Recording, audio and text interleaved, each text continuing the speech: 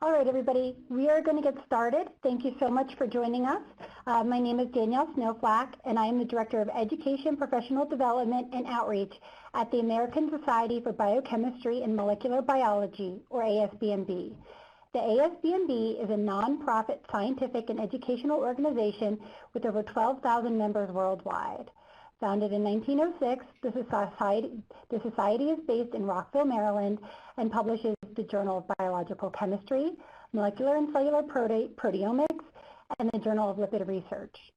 I'd like to welcome you to today's webinar, Navigating Life as a Postdoc, presented by the ASBMB as part of National Postdoc Appreciation Week.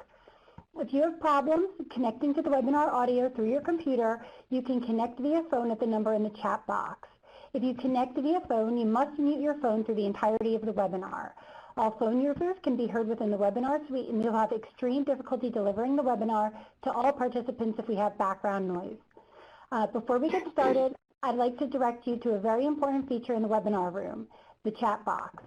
Throughout the presentation today, we will be accepting questions and sharing resources. You can submit a question through the Q&A box at the bottom right of the screen. In the interest of time, we will hold the questions until the end of the webinar. At that time, the panelists will answer previously submitted questions as well as new questions. With that, let's get started. First, I'd like to introduce you all to Dr. Krista Trexler, Postdoctoral Fellow at the University of California, San Diego.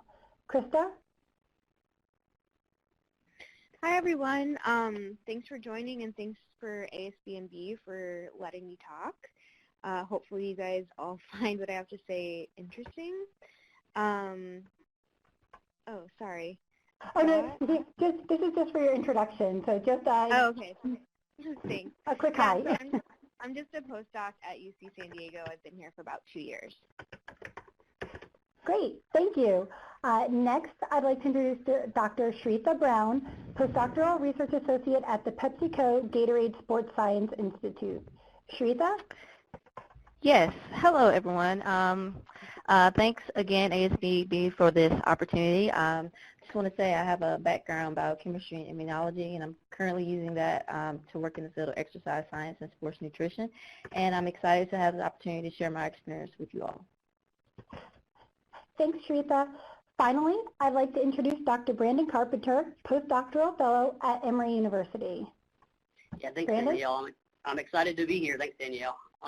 I am in David Katz's lab at Emory, where I use C. elegans to study how chromatin is inherited between generations.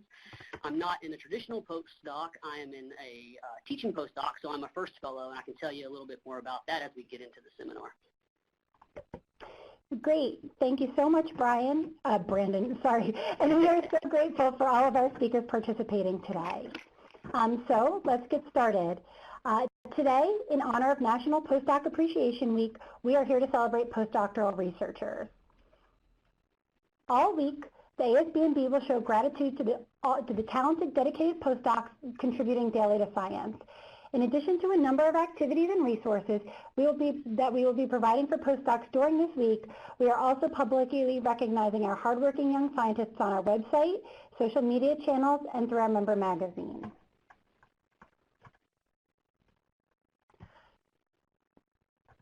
Thriving as a postdoctoral researcher is a balancing act. While the hours, the workload, and the pressure are challenges, a postdoc is an exciting opportunity to gain additional scientific training while establishing yourself as an independent researcher. So how can you make sure your time as a postdoc is productive and rewarding? In today's webinar, our panelists will discuss their experiences as postdocs and lessons that they learned along the way. With this, I'd like to turn our discussion over to the panel. Each panelist will provide their perspective, share their stories, and provide some advice about their personal journey as a postdoc. Krista, would you like to start? Yeah, thanks. Okay. So I am an academic postdoc. I'm a little bit non-traditional as well, but that's not officially starting until later this month. So my experience so far has been pretty traditional. I got my Bachelor of Science from Northern Arizona University in Flagstaff, which is a smaller state school. I worked at a small biotech in between undergrad grad school, so I got some experience before I went to grad school in industry and was kind of like, I don't really like this. So I think I want to go to grad school, which is why I went. And I went to the University of Colorado Boulder to get my PhD, and I did that in the molecular and cellular developmental department there, and where I studied in a cardiology lab. And I loved it. It was a great place to do my PhD. I graduated in 2017. It was really beautiful. One of the images there has the Flatirons in the background with my dog, which is really helpful. Get a dog, get some sort of pet in grad school or before your postdoc or something, because it's really helpful as a way to just kind of like relieve stress even. So yeah, I was in the cardiology department, or a cardiology lab, but I was in a very molecular department. So that was really awesome because I learned a lot of different things molecularly, but I was kind of sequestered because at the University of Colorado, the School of Medicine is in Denver, which is around 30 minutes away, but we didn't really talk or collaborate very much with them. So I knew I wanted to stay in the cardiology field, but I wanted to go somewhere where it was more integrated, either with clinicians that were doing research or even just had a really nice big cardiology lab, because I thought that would be a nice supportive environment.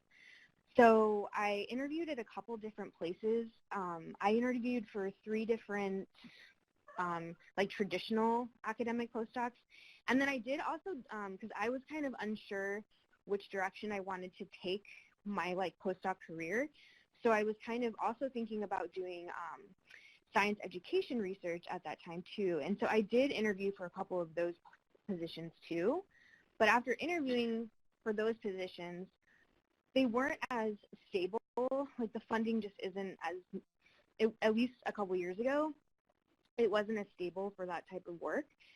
Maybe you could get a year of funding, but it seemed kind of scary to move your whole life somewhere to start a postdoc, and then maybe in a year you don't have funding. So that was another big reason why I chose somewhere like UC San Diego, where it was a really established department, and it had lots of resources for postdocs. So I went directly to an academic postdoc at UC San Diego in August of 2017. I'm in the Department of Medicine in the cardiology division. And it's been a really great experience so far. I think one of the things that I'll stress a little bit later is that for sure, wherever you go for your postdoc, whether it's industry or you find a teaching position or an academic, if you're interested in being, going to an R1 institution, it's really important to find somewhere where there's resources for postdocs, because that's not the case everywhere. And since I've been here for a couple years, I did start to realize that I did want to build up my teaching portfolio, and that was something that's been really important to me. So I know that Brandon will talk about this later, but I actually am now going to be a part of the ARACTA program here at UC San Diego, which is a nationwide NIH program that many different institutions participate in. So if teaching or doing it's not just teaching, honestly, it's also a lot of professional development as well. I just got done this morning taking a grant writing course through that program. So it is not just about teaching, it's about building yourself up as during your postdoc, which is kind of rare sometimes to find those opportunities outside your lab. So I kind of, they asked us to give advice for either finding a postdoc or being one. So I feel like a lot of you are probably thinking about trying to find one, whether you should even do one. I think it depends on what you want to do, honestly. If you want to go into industry, there are lots of industry postdocs where you can still publish, so that's an important thing to take into consideration. But if you're unsure, going into academia might be a nice way to, do a postdoc, but maybe do it somewhere that has lots of different options career-wise, which is one reason why San Diego was a really nice option, because there's a lot of industry here. So I was kind of like, well, if I get there and I don't like my postdoc, I could probably find a job somewhere in San Diego, which maybe isn't, the best mindset to have, but I think having options in general is just really important. But I do think you should also, it's good to live somewhere you would like to live, but take living expenses into account. So San Diego is really expensive to live, and that's been kind of tough. It's obviously not the Bay Area or it's not Boston, but it's pretty expensive. So I think you just have to be realistic about and know what you're getting yourself into. So when you interview places, ask people about like what it's like balancing that type of, those types of expenses as a postdoc. But I really feel like the biggest thing you should ask people when you interview, obviously the science is important, but finding, like I mentioned before, benefits and resources for postdocs that either your institution or the organization you're going to join has. So the UC system, postdocs are unionized, which is super rare, but it's pretty amazing because we are guaranteed NIH standard pay, and it's actually a little bit above pay, and every year we are guaranteed an increase based on our experience. We also have parental leave, which is pretty rare as a postdoc. I know that the postdocs in Colorado didn't really have things like this. And if you have issues, you have a union to back you up. So it's pretty amazing, and it costs like $10 a month to be a part of the union. But even if you don't pay, like you're still a part of the union. So I think another thing that's been really important if you're going to be in academia is talk to the people in the lab about how the lab is run. So I came from a really big lab in Colorado, and the lab I'm in now is still considered fairly big, but it's a little smaller, and we don't have a lab manager, and that's tough. Like, it's tough as a postdoc because we all have to share the responsibilities. We don't have a lot of techs. And so, I think I didn't quite understand fully what that meant before I got here, and it's a lot of work. And yeah, it's good to learn how to run a lab and how to order and how to do all the safety things, but it is a lot of extra time that I don't get to put to research sometimes. So that's a little frustrating, and I think that it's not something you really think about, particularly like me. I came from a lab that was really well run by an amazing lab manager. I just never had to think about that stuff. But I also think my last thing would be to explore other options too. And I think most people, most of our grad programs, we're just trained to go default into academia, but there's so many different things that you can do as well. But if you're not sure if you want to take a leap into science communication or policy or into industry right away, and you do an academic postdoc, it doesn't mean it's the end of the road. So once you start doing your postdoc, there's a lot you can do. So there still are science communication and policy options that you can do as a postdoc. So ASBMB has an advocacy training program that is like an externship, so you don't have to be in DC. I participated in that. It was really amazing. I also do a variety of different science communication things too. One of them is blogging for the American Heart Association. So it's one of those things that I think we kind of get burned into our brains that, oh, you only go into academia or you only go into industry. But now we're realizing there's so many different things to do. But just because you start a postdoc doesn't mean that's what you have to do. You can do a bunch of different things. You just have to, time management. But we learned that during our grad school, so it's okay. But yeah, I think that's all I have. Great.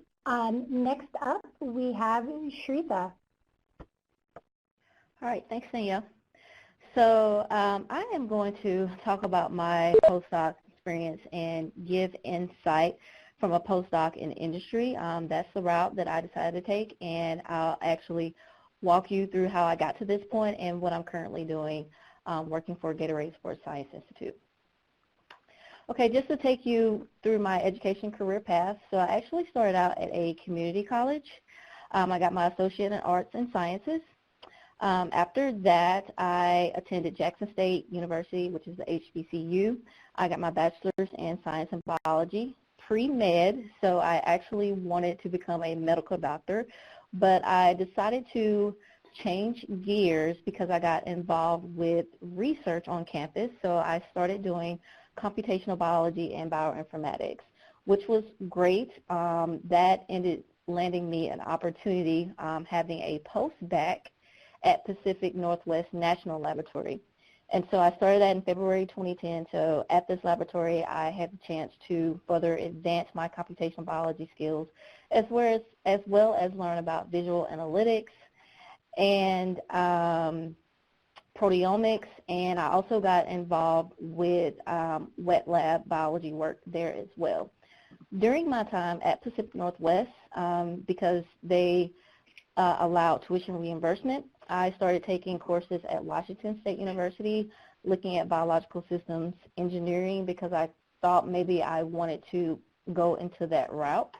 After about 2.5 years there, I decided, okay, maybe this is not for me. I enjoyed my time doing research in the lab and working with HeLa cells.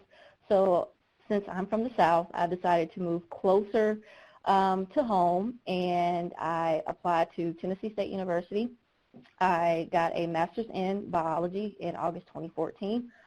During my time at Tennessee State University, I started a scientist in the classroom teaching fellow at Vanderbilt University. So I started working for the Center of Science Outreach for about 2.5 to 3 years, and I completed my PhD in biological sciences at Tennessee State University. And during that time, my focus was more so on biochemistry and looking at how environmental contaminants affected the immune system, particularly with IL-1 beta and IL-6. So towards the end of my graduate career, I was thinking, okay, what am I going to do? Do I want to do a postdoc? What are the options for me? So I had pretty much landed a postdoc opportunity with the Center for Science Outreach because I was already a teaching fellow. I started looking for other opportunities. I actually had applied for assistant professorship at Bethune-Cookman University, but I still wanted something else. The reason why, because both of these were more so in the academic realm, and I wanted to see what else was out there. So I found out about my current position actually at a conference, Experimental Biology, April of 2017. So don't know how many of you actually attend the conference, but I highly encourage you all to go look at the job posting boards because that's how I found out about this current opportunity. And with that, that takes me to what I currently do. So postdoc here started in 2017.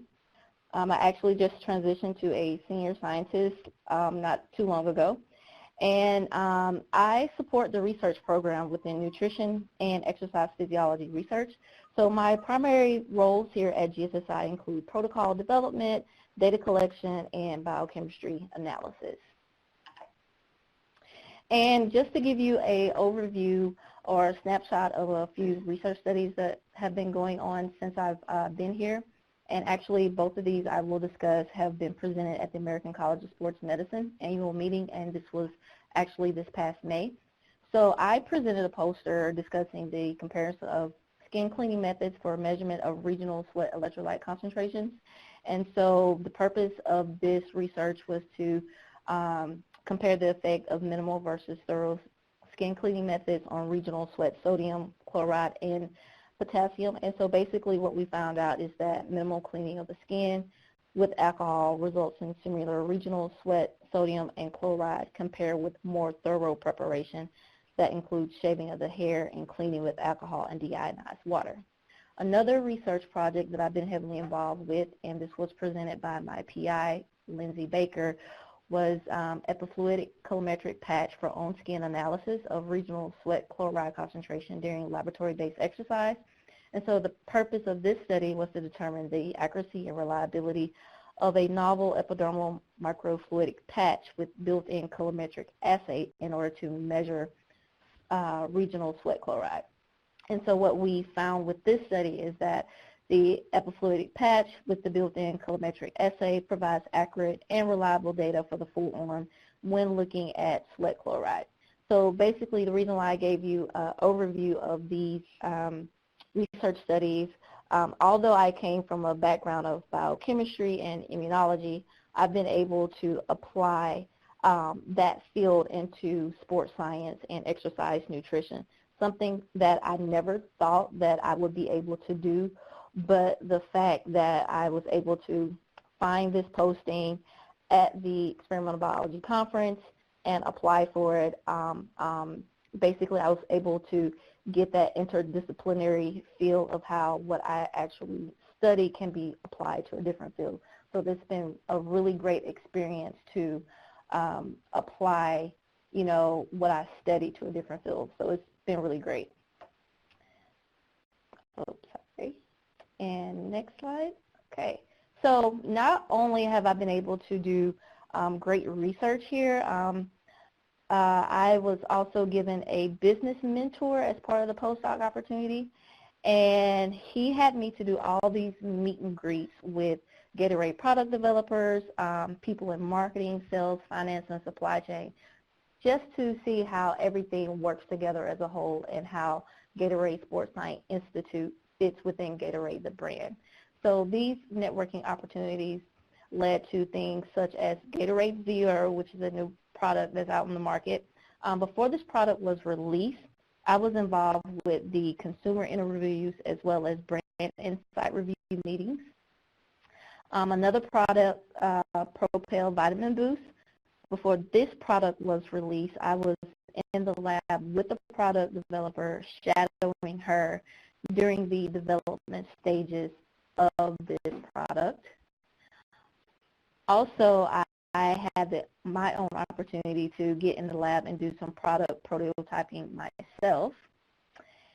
Alongside of that, I've been volunteering for Gatorade youth programs, and I have also been giving leadership opportunities for a employee resource networking group called Mosaic, and I've been the chairperson of that since, I believe, 2018. And since being the chairperson of this group within PepsiCo, last year I received a Contributor of the Year award for my contributions as leading this group. So throughout all of that, even though I'm still a postdoc, I'm in industry, I've still been finding ways to pursue my passion. So I have a passion for mentoring in STEM, and I've been able to do that within PepsiCo and outside of PepsiCo. So within PepsiCo, I'm involved with Million Women Mentors. So this group supports the engagement of 1 million STEM mentors to increase the interest and confidence of girls and women in STEM. And so with this, I've been mentoring a high school student, and I also co-lead the youth mentoring group here at PepsiCo in my site in Barrington, Illinois. And since being the chairperson of Mosaic, I've also started a program called Mosaic Academy, which is designed to allow minority high school students to participate in seminar style and breakout sessions with PepsiCo research and development scientists in order to gain exposure and discuss topics relating to STEM career choices, college readiness, and personal and professional development. And that started beginning of this year. And we're actually about to kick off our third session next week at our local high school. And I also founded a nonprofit called Building Bridges, which is designed to expose, equip, and empower young girls to pursue STEM through self-awareness education. This started in 2018, and since then we've got a partnership with Big Brothers Big Sisters here in Chicago. So the organization is still growing, but I'm very proud to the accomplishments we have made thus far. And so how all of this relates to you, basically I want you all to be interdisciplinary. I mean, you may be studying one field, but don't forget how what you study can cross over into another field you never really thought of. Expand your horizon. Network. I cannot stress that enough because of the opportunities I had to network with people within PepsiCo that led to opportunities that, you know, I never would have imagined. So I'm very grateful for those networking opportunities. Again, that which goes off of seeking those opportunities, and make room for your passions. Like I said, I have a passion for mentoring and STEM, and because I've made room for those passions, it gives me the energy and the fuel to do my day-to-day work, because I am basically supporting or inspiring the next generation behind me. So that's all from me. Wonderful. Thank you so much. Next up is Brandon. All right, so I can tell you a little bit about my journey into the teaching postdoc. So I think I follow a similar path to Sherita, and I started out wanting to be a doctor, MD, undergraduate, and as I started to take upper-level science classes, I started doing some research. I attended Appalachian State to get my undergraduate degree, and I fell in love with developmental biology, and this kind of projected me into the research realm. And after that, because I had started my research a little bit late, I needed really another stepping stone before I could be competitive for doctoral programs. So I stuck around at Appalachian State and pursued a master's in developmental biology, and that's where I really started to fall in love with teaching. So as part of our whole our requirements in this master's program, we had to teach heavily. That's how we got our stipend, but I really enjoyed those teaching opportunities that I had, and it really, what I found was when I was getting burnt out at the research bench, when experiments aren't working, how I could recharge was getting in front of the students and inspiring the students. So for me, that's when I really kind of set off on this trajectory of a teaching postdoc. So I applied to a couple different programs, and I got into Michigan. And at Michigan, the doctoral programs are really amazing, and they actually encourage you to go out and develop different skills other than ones that send you down the academic path. One of those skills was a teaching certificate. So it allowed me to kind of go above and beyond what the normal teaching requirements were. I ended up taking a pedagogy course, and I really got inspired of how you can make teaching better, how you can bring your research into the classroom. So through those graduate experiences, I really decided that I was going to do a teaching sort of postdoc. And I didn't really know about teaching postdocs until later in my graduate career when somebody, it was at a conference, so I think that Sherita's advice is right on. It was networking at a conference. I was talking to someone, and they said, well, have you thought about teaching postdocs? And that's when they pointed me towards the IRACTA programs. So I applied to these IRACTA programs, and I want to start off by saying they're really competitive. I think one of the things that people think about the teaching postdocs is that you have to have a tremendous amount of teaching experience, and that's not necessarily the case. Many of the fellows that are in my cohort and a year ahead of me and a year behind me, some of them have no teaching experience. Some of them have a lot of teaching experience like myself. I think as you go to apply to these IRACTA programs, what's got to come through in your personal statement is that you have a passion for teaching and for inspiring and mentoring, like we just heard from Sherita, right? So if that comes across in your personal statement, it makes you really competitive for these programs. And what I also want to emphasize is really important is a teaching postdoc is really difficult because I think exactly like Krista alluded to, you have got to apply for grants. You have to publish. The research intensity is the same as the traditional postdoc, except now you're overlaying these teaching opportunities on top of that. So it's like a family, and I think that Krista mentioned this towards the end. I have a support team, like an aunt, an uncle, a mother that's my science family, that are there to help me write grants, to learn how to manage a lab. So I'm getting this tremendous amount during this IRACTA postdoc of professional development. But at the same time, the expectation is very high, that you do research at the level of a traditional postdoc, but you also do the teaching. So I'll give you a little bit of insight into what life is like in the first program at Emory, and this kind of highlights sort of the intensity of this program where you come in year one, you get started with your research project, you're expected to write a grant. Now, these IRACTA fellowships are 3-year fellowships that you get paid, so it's nice. this helps you open the door to your postdoctoral advisor that you're going to work with because you're potentially free. But once you get here, the program is the purpose of these programs are to inspire diversity in science at the level of R01 institutes. So to get R01 positions, you need to show that you've been successful at going after and getting grants as a postdoc to be competitive. So this is why these IRACTA programs encourage you to start writing F32s and Ks. So we start doing that. But again, we have the support system and we have these grant writing workshops, so it's not as daunting as I originally thought, and that was really nice. We meet every week, and different postdoctoral fellows present their work.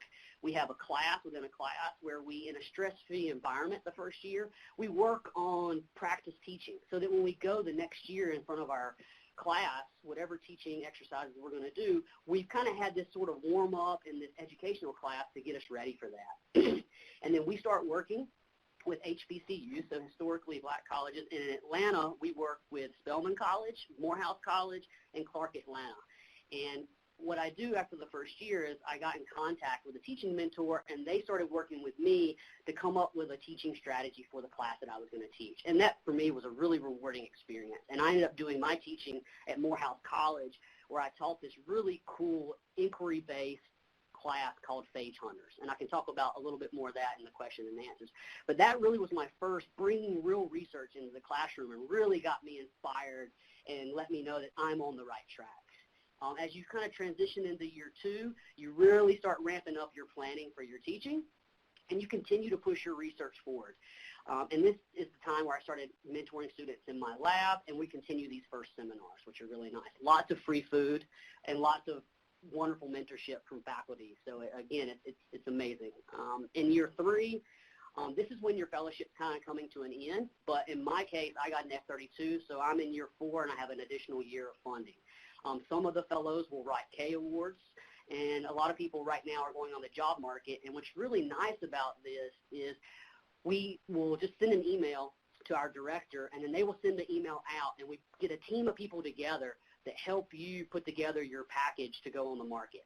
And you present in front of all these faculty and these first fellows, and we get feedback. So by the time we go to that first, biology interview that you get, we have a nice set of tools that have been polished as part of this IRACTA program. So again, this goes back to the support system that Krista was talking about in the beginning. So it's intensive. You got to have a passion for teaching. And one of the struggles for me throughout this is the research intensity has got to stay high, but the teaching is in there too. So you've got to find a way to manage your time really well to be successful at both of those things.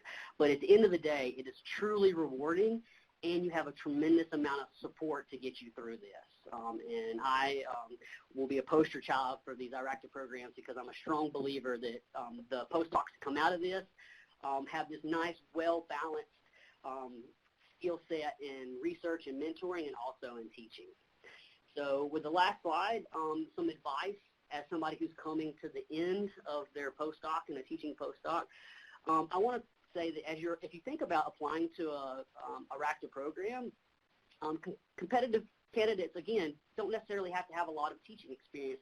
You just need to be able to talk about why you want to pursue some teaching opportunities, and that needs to come out in your personal statement. Another thing is just because you're in a teaching postdoc doesn't mean you relax on the research.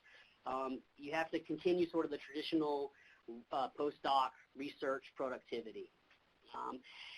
You have to love being in the classroom and mentoring students because there's a lot of that. And for me, when I get burned out at the bench, I plug in and recharge by getting in front of the students and inspiring them to think about science and to motivate them to become critically thinking scientists. So for me, I love it, and it's the place for me.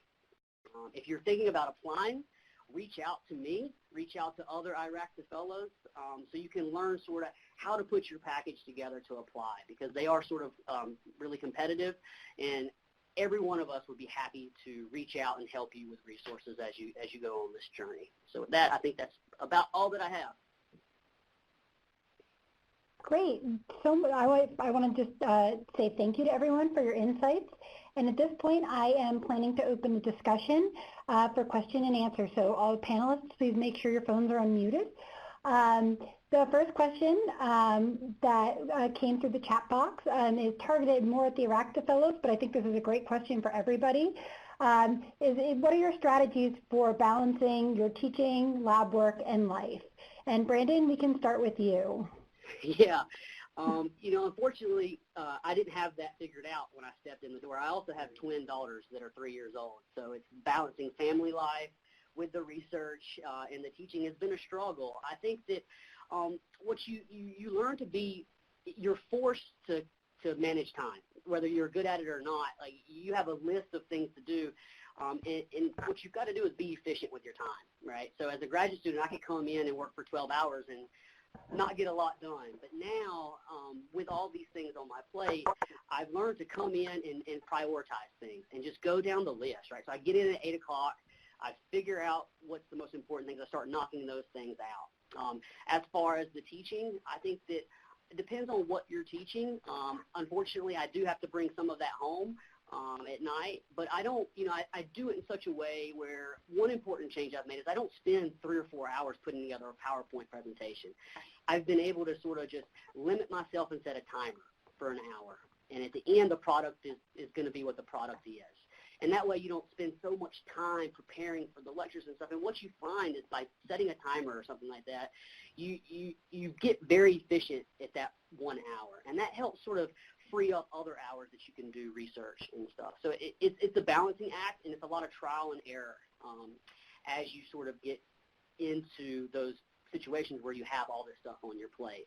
And I think it's in a risk kind of free environment in the postdoc. You're fully funded, so you can fail.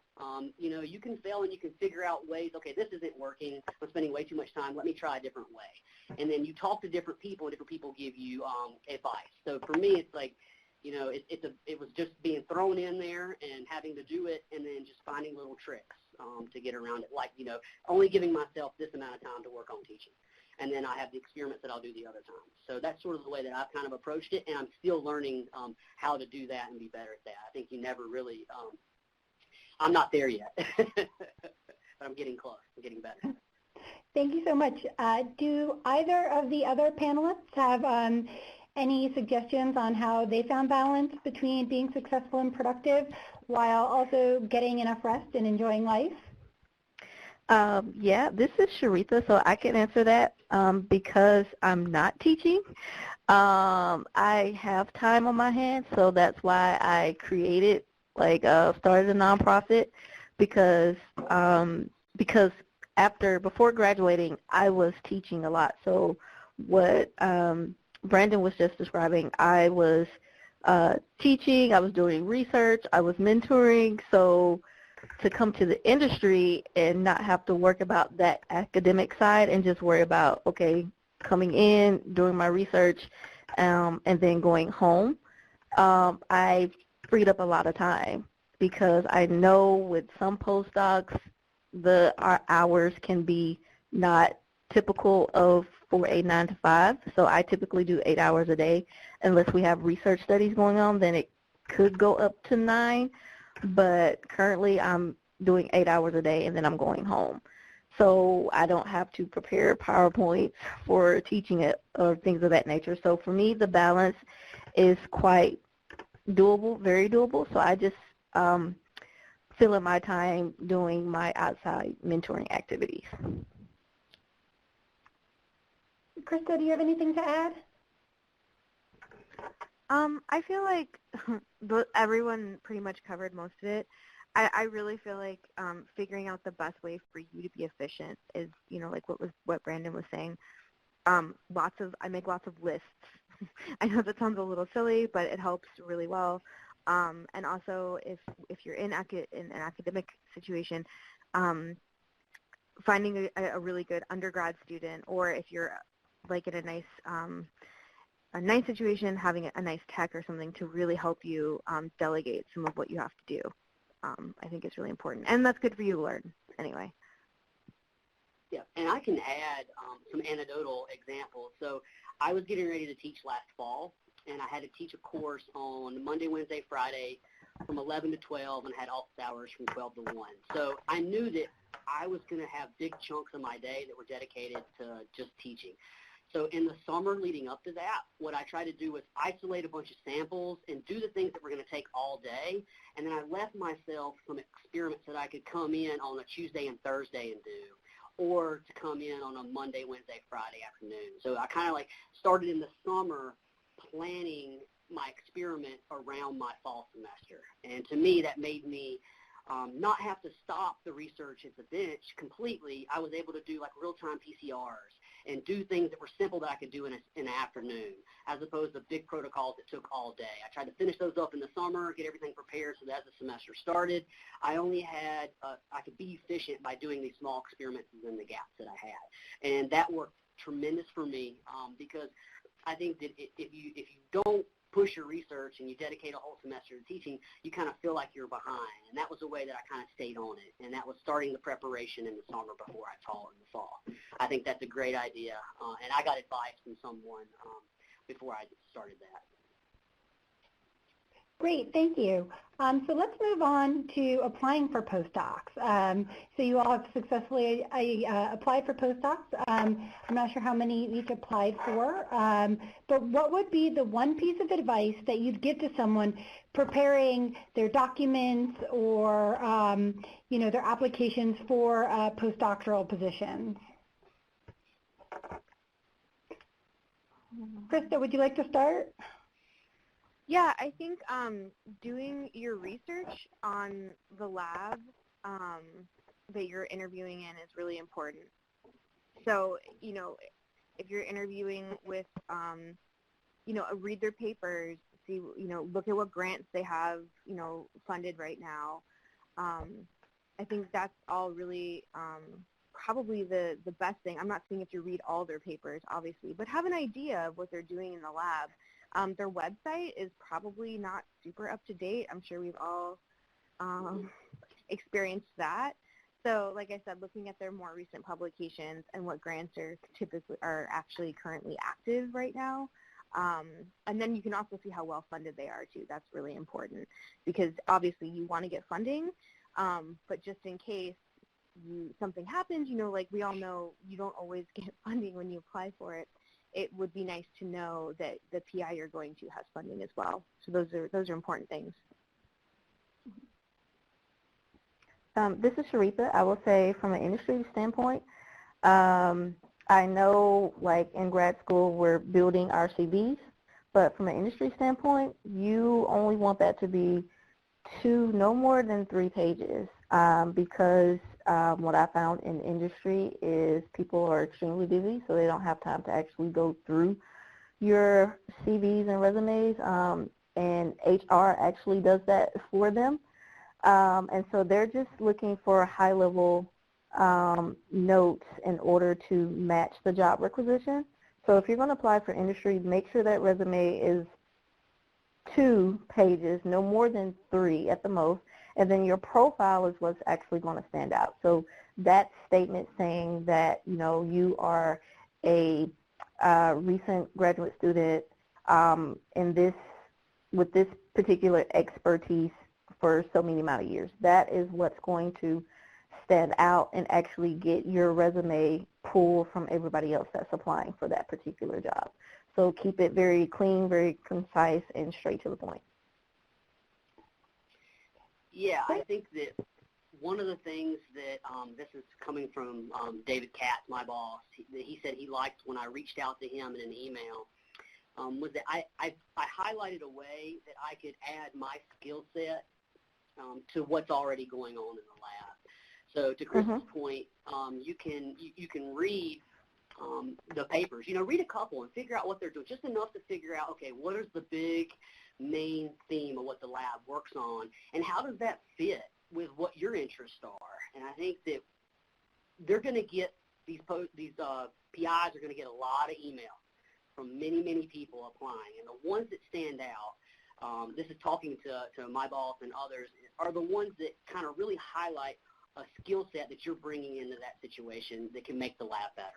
So when you're writing that email to make that contact with the PI, really highlight, what you can do for them, right? How you fit into their lab. And I think if you can do that, it really sets you apart from, the general cold call emails they're going to get. And again, that's just talking to them and them telling me that. So I think that's one thing that you've got to do if you're writing that letter or sending that email to the PI that you're potentially going to work for. Great, thank you. So here's a question that I think it's on a lot of people's mind. How many years do you think you're supposed to spend as a postdoc in the same lab? Does anyone have any feelings about this? So I think it depends on where you go. If in the UC system, because we're unionized, we're only technically allowed to be postdocs for 5 years. Now, if your boss likes you, or if you want to stay in the lab, they can technically add you as a project scientist after that time. But we aren't, your label will not be postdoc after 5 years in the UC system, and you won't get the same, the benefits and stuff, but obviously then you'll be an employee, so that's a little different. But I think just generally speaking, though, it's nice to not, I feel like 5 years is kind of a good time, because it helps you, that's enough time to, no matter what you're doing, if you're doing mouse work or if you're doing yeast work or even clinical stuff, it's enough to get a project out, and then it kind of forces you to figure out what you want to do next, so you don't stay stagnant.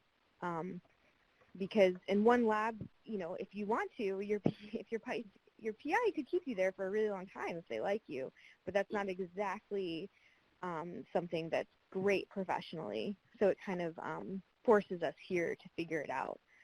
But that's at least just the rule here. Yeah, I think to add to that, I kind of put up the year 1, 2, 3 for the IRACTA teaching funding. So I think that of my cohort and the ones before and after, I think that probably about 25 to 30% of them actually got positions and got out in 3 years, which is insane. And it made me freak out, because that's superstar, being 3 years. 3 years is really fast. And if you want to go RO1, that's super fast, because that's barely enough time to publish the papers you need to and design your own avenue of research. I think that for what standard, I agree, 5 years is probably the sweet spot. I think that 5 years, especially if you're doing some teaching on top of it, like in my case, it's time for you to finish up your teaching, publish your big paper that's going to get you the job, and then start building your own separation from your boss. And to me, 4 to 5 years is the minimum that takes. Now, as you start getting into 6 and 7 years, that's where it starts to be, at least in the academic job market, is why are you there for 7 years? I think the sweet spot is 5. And as you start getting to 6 and 7, but some people change postdocs, and there will be a postdoc for a couple years, and there's exceptions to that. And then I see people who are very successful who have been a postdoc. So there are definitely exceptions, but from going to conferences and getting ready to go on the market myself and talking to people, what seems to be sort of the standard is about 5 years.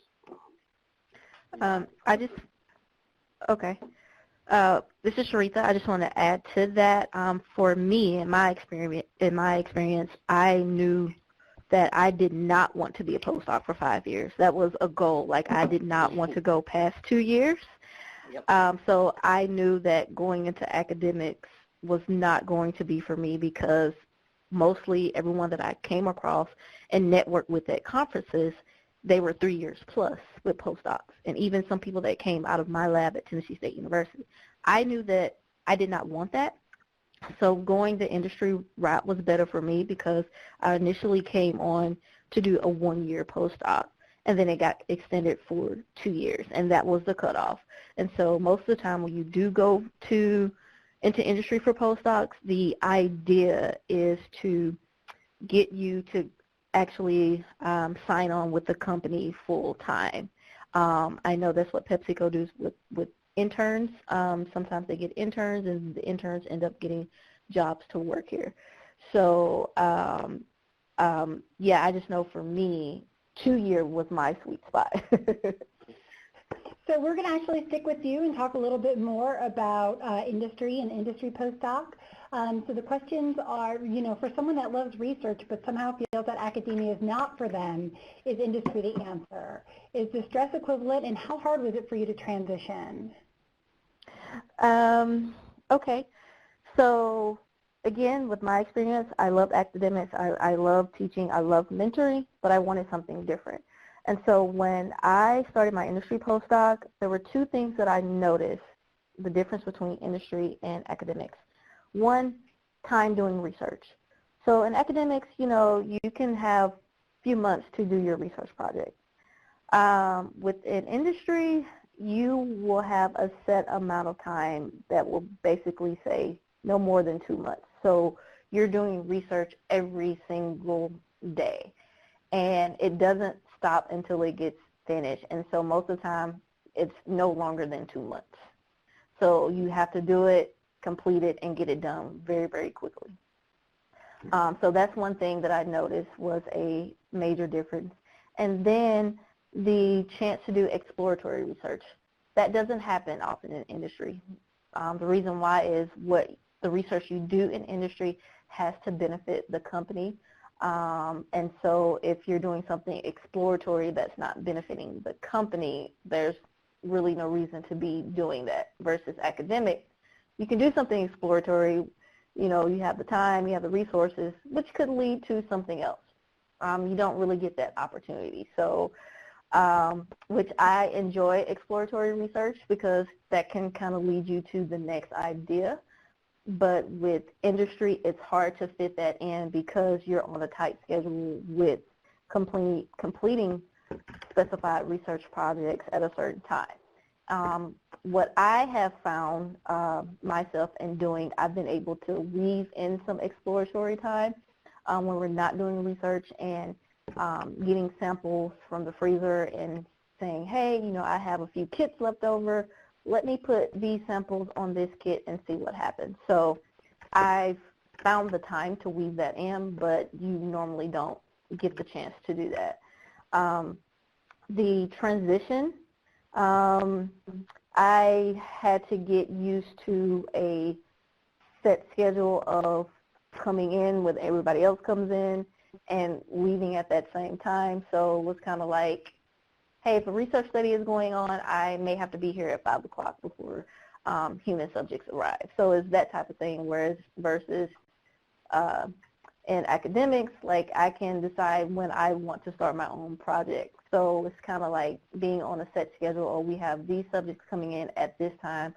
I need to be here at 5 or 6 to make sure things are set up and ready to go. Because you have to understand that you're operating off of a 8 to 4, 9 to 5 schedule. So you're not going to be in the lab late at night as you would if you were at a university. So that was something to get used to doing. Yeah, I would say those were like the main hurdles, but I got used to it, and so that nighttime opened up my schedule to do other stuff outside of work. Great, thank you so much. We have time for a couple more questions. One, and this I think will be more for Krista and Brandon. How do you set your research apart from your postdoc mentor? So how do you identify what you're interested in and stake that out for your future research as a independent investigator? Yeah, I can go. Yeah. I can go Oh, first. no, So I think the first thing you have to do is, and this is critical, is when you step foot in, and even before you join the lab that you're joining, you need to have a conversation with your future PI about what you're going to be able to take with you. And from my experience and with all the colleagues that I've interacted with, some PIs don't let you take anything that you've done. Some of them let you take whatever you want. So you have got to open up that line of communication as soon as possible. In my experience, I stepped in to the interview the day that I came to interview, and I asked Dave, I said, Dr. Katz, I said, when I'm done, what am I going to be able to take with me? And that's the conversation I had day one. And he was open. He said, whatever you want to take with you, you can take with you. So over the last 2 or 3 years, it's hard, right? So how do you come up with new ideas and go new directions? So 2 years ago, if you asked me that question, I was like, I have no idea. But over the past years, we've kind of met periodically, probably once every 3 or 4 months, and we talk about it. And I talk about my passions in developmental biology and maybe pursuing some more developmentally related stuff as opposed to more hardcore chromatin stuff. So we've kind of set those ideas apart, and we've been working on them over the past few months. So for me, it was open communication early, and then are you going to be able to, you're going to have to come up with ideas independent of what you're doing. Because I can take things with me, the things that I'm working on now, I'm building projects off of that, and I will take the stuff I'm working on now with me. And my boss and I are back and forth about this all the time. So it's tough, but we're working together to sort of find those avenues. So the main thing is communication. Have open communication, and then with each PI, it's going to be very different, but you need to think about that from the time that you walk into the door to the time that you're leaving, right? Because whenever you get to the end of your postdoc, you're going to have to put together a 5-year projection or longer as you go on the academic market of what you're going to do, and that's got to be separate from your boss. So that's sort of my experience thus far, and it's been a combination of open communication and me working with him to find those avenues.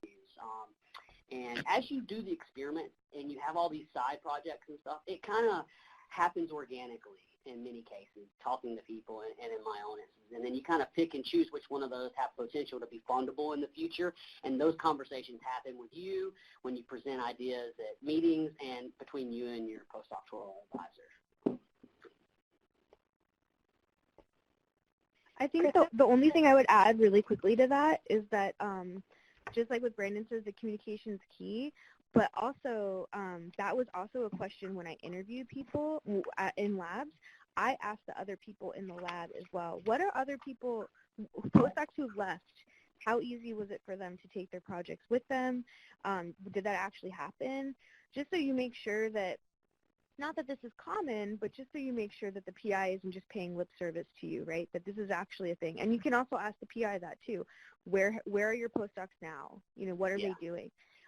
But getting a sense of that from the lab members, too, is really important.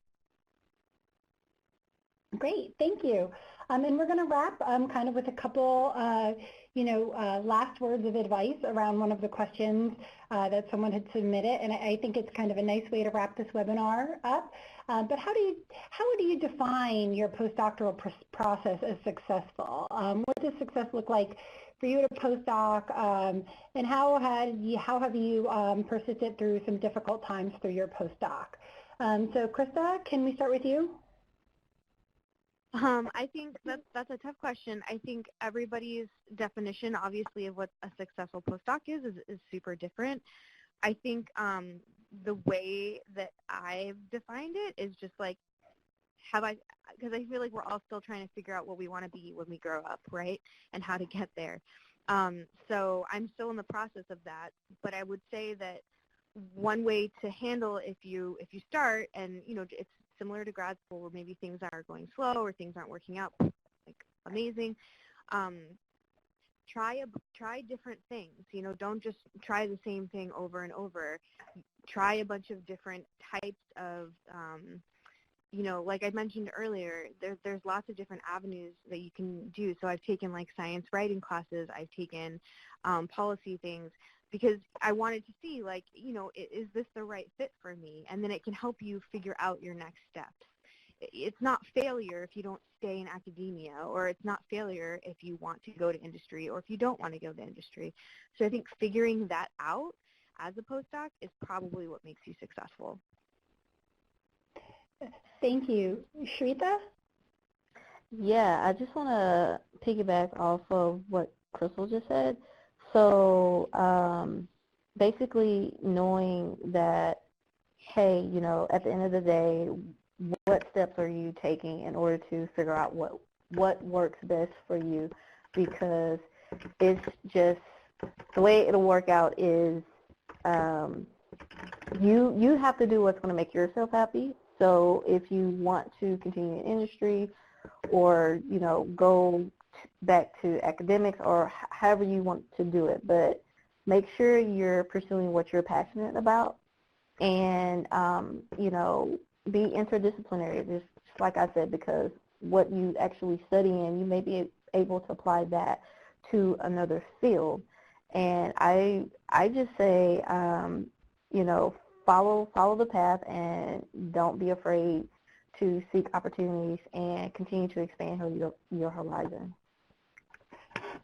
Thank you. And Brandon? Yeah, so I think for me, I set, so the end goal for me was to become an assistant professor. And the way I set my goals for my, what I consider success as a postdoc is what makes a young assistant professor successful. And to me, the successful young faculty members have a tremendous ability to manage their lab. They have a tremendous ability to think about and go after fundable science and good stories. So for me, I think I define my success as, one, I've shown through publications that I can produce high-quality science that's fundable. Through this process, I've also figured out how to write grants efficiently. In addition, I've also figured out how to manage people. So it's not just doing the science, getting the primary literature out there, learning how to sell your literature in the grant arena, but it's also how do you manage people, right? How do you hire your first hirees? How do you fire people that aren't working? So to me, I have reached out and found every single opportunity I could as a postdoc to meet those things that I think make an assistant professor successful. And it's because when I hit the ground, my first day as assistant professor, I don't want to be behind the 8 ball. I want to have a nice 5-year plan.